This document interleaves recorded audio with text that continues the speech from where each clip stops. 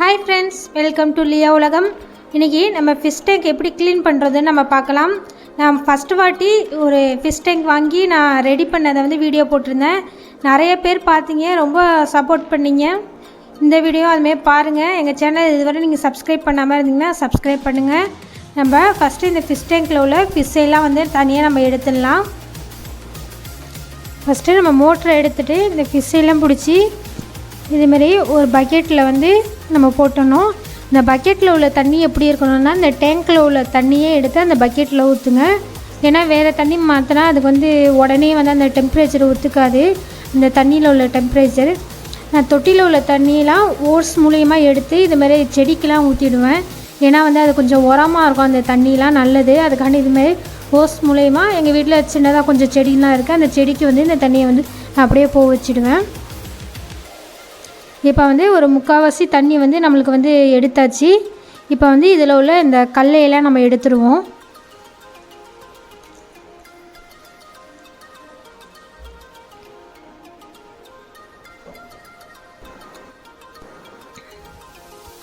இந்த ஸ்டோன்லாம் நல்லா நம்ம வாஷ் பண்ணிட்டு தான் திரும்பி நம்ம போடணும்.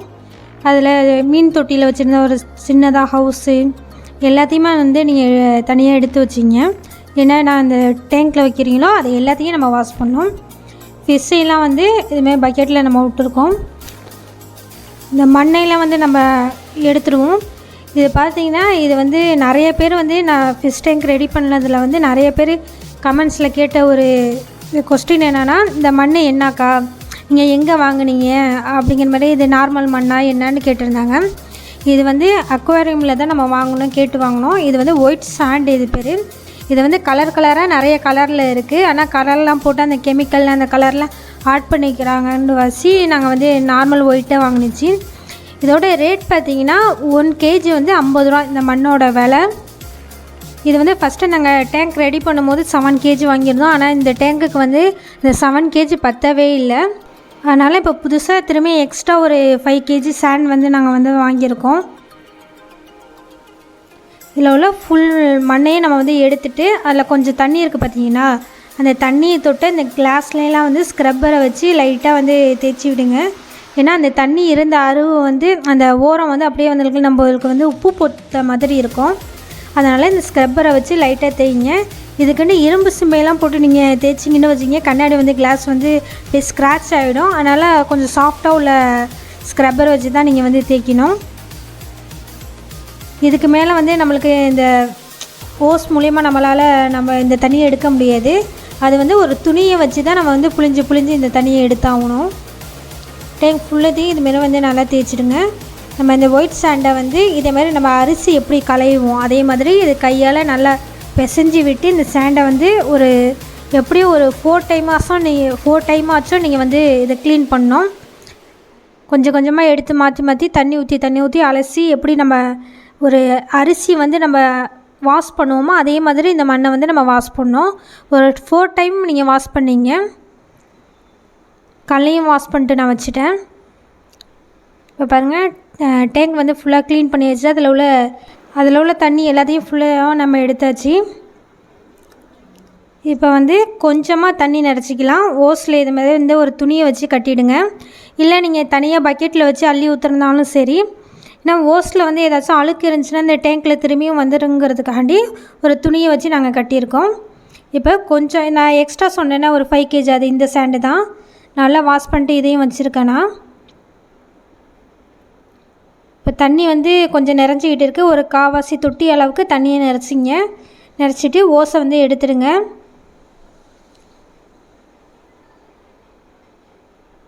இப்போ ஃபில்ட்ரு நம்ம வைக்கிறோம். ஃபில்ட்ரை சுற்றி சின்னதாக கல் போட்டுங்க. ஏன்னா இந்த சாண்டு அந்த ஃபில்ட்ரு உள்ளார ஏறாமல் இருக்கிறதுக்காண்டி இந்த ஃபில்ட்ரை சுற்றிலும் நம்மளுக்கு சின்ன ஸ்டோன் போட்டுங்க.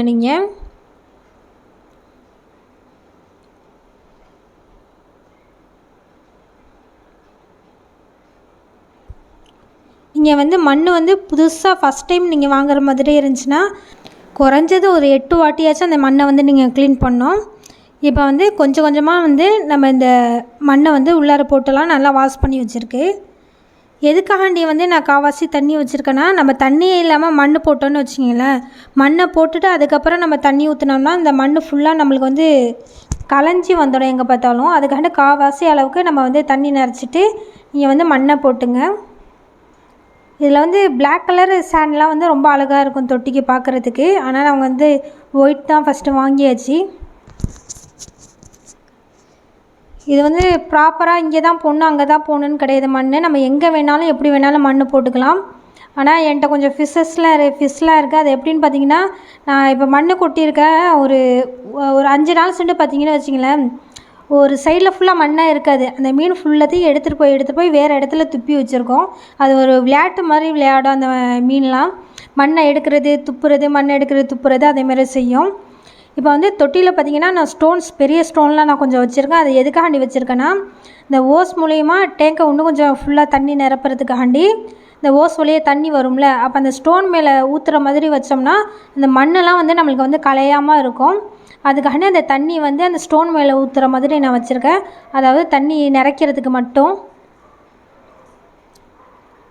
வந்து டேங்க்கை ஃபுல்லாக நம்ம எந்த அளவுக்கு தண்ணி தேவையோ அந்த அளவுக்கு வந்து ஃபுல்லாக வந்து டேங்க்கில் வந்து தண்ணி ஊற்றிடலாம். இப்போ வந்து தண்ணி ஃபுல்லாக நிறச்சாச்சு.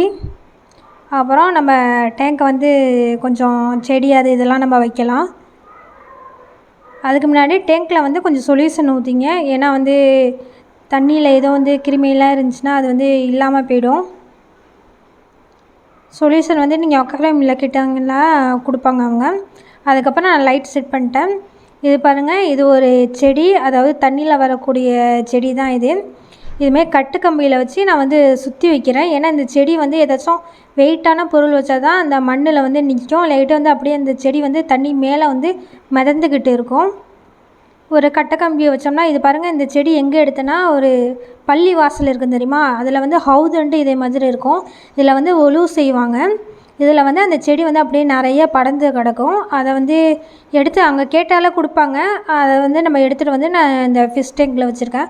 உங்களுக்கு காட்டணுங்கிறதுக்காண்டி பள்ளிவாசலில் போய் இந்த ஹவுதை வந்து நான் வீடியோ எடுத்திருக்கேன். கொஞ்சம் பாருங்கள், இதுமாதிரி தண்ணியில் மேலே இருக்கும். நல்லா இது ஒரு பாசி மாதிரி தானே, அதனால் நிறையா இருக்கும். இதுமாதிரி எடுத்தால் வருது பாருங்கள், உங்களுக்கு தெரியும். இது பார்த்திங்கன்னா ஒரு 2 டேஸ்க்கு தான் இது ஃபிஷ் டேங்க்கில் இருக்கும். அடுத்த ஒரு 3ஆவது நாள் பார்த்திங்கன்னா இந்த செடியில் உள்ள எந்த இலையுமே இருக்காது. ஏன்னா எல்லா இலையுமே வந்து ஃபிஷ் வந்து சாப்பிட்றோம். பாருங்கள், இந்தமாதிரி கட்டு கம்பியில் கட்டி நான் வந்து வைக்கிறேன். அப்போ தான் வந்து நல்லா கீழே இருக்கும், இல்லாட்டி மேலே தான் வந்து அப்படியே மிதந்துக்கிட்டு போயிடும் அந்த செடி. இதுமாதிரி நீங்கள் லைவ் பிளான்ட்டு நீங்கள் வச்சா உங்களுக்கு வந்து ரொம்ப நல்லது டேங்க்குக்கு. நான் ஃபஸ்ட் டைம் நான் டேங்க் வாங்கி ரெடி பண்ணும்போது செடி வாங்கி பிளாஸ்டிக் செடி இதுமாரி நான் வச்சுட்டேன். அப்போ வந்து ஒரு மீன் வந்து அதில் மாட்டி கேட் ஃபிஷ் வந்து மாட்டி வந்து செத்து போயிடுச்சு. அதுலேருந்து முடிவு பண்ணிட்டேன் அந்த பிளாஸ்டிக் செடி வைக்கக்கூடாதுன்ட்டு அதை வந்து நவுத்திட்டு இது மாதிரி தண்ணியில் வளரக்கூடிய செடி தான் நான் வந்து வைக்கிறேன். இது சும்மா ஒரு என்ட்ரன்ஸ் மாதிரி நான் செட் பண்ணியிருக்கேன்.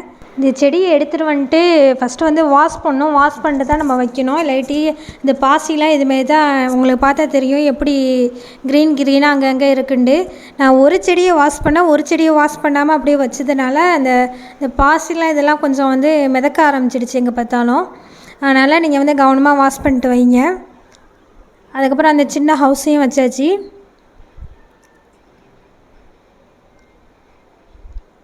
இது மாதிரி நான் செடி வச்ச பிறகு அந்த மீன் சாப்பிட்றதுனால மீன் வந்து நல்லாவும் வளர்ந்துருக்கு.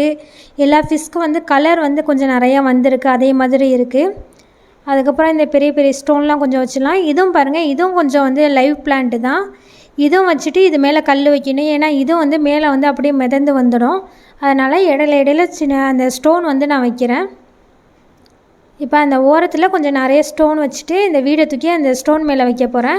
பின்னாடி ஒரு செடி ஒன்று வச்சிடலாங்க.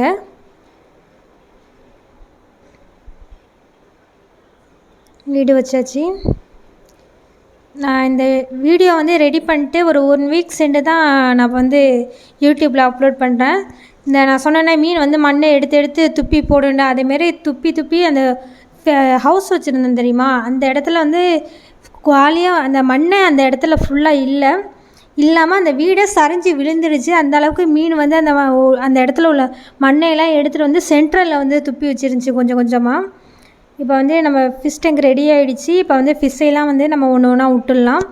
நான் இன்னொரு டேங்க்கும் எக்ஸ்ட்ரா ஒரு 2-3 டேங்க் வச்சுருக்கேன். அப்புறம் பீட்டா ஃபிஷ்க்கு வந்து நிறைய பவுல்லாம் வச்சுருக்கேன். இது சொரன்னா நிறைய பேர் வந்து சொல்லுவீங்க கமெண்ட்ஸில், இந்த டேங்க்குக்கு வந்து நிறைய ஃபிஷ் விடக்கூடாதுக்கா, கொஞ்சம் தான் விடணும் அப்படிங்கிற மாதிரிலாம் சொல்லுவீங்க.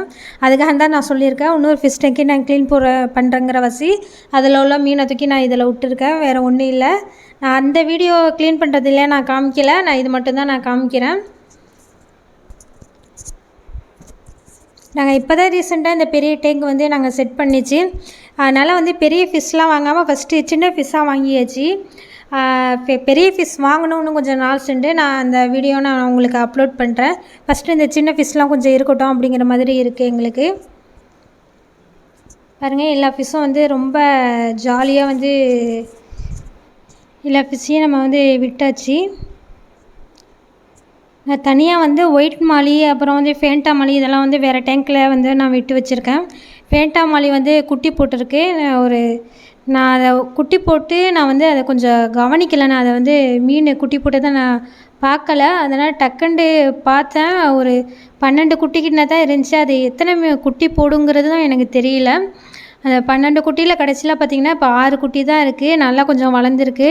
அதையும் வந்து நான் வந்து வீடியோ எடுத்திருக்கேன். கொஞ்சம் ஒரு கேப்பு விட்டு அந்த மீன் வளர்கிறதையெல்லாம் அதை வந்து ரெடி பண்ணி நான் வந்து கண்டிப்பாக நான் வந்து சேனலில் அப்லோட் பண்ணுறேன். நீங்களும் பாருங்கள், சப்போர்ட் பண்ணுங்கள். எதுவும் டவுட்டாக இருந்தாலும் கேளுங்க, கண்டிப்பாக கமெண்ட்ஸ் பண்ணுங்கள். எல்லா வீடியோயும் நீங்கள் வந்து பாருங்கள். சேனலை வந்து நல்லா வந்து சப்போர்ட் பண்ணுங்கள். நீங்கள்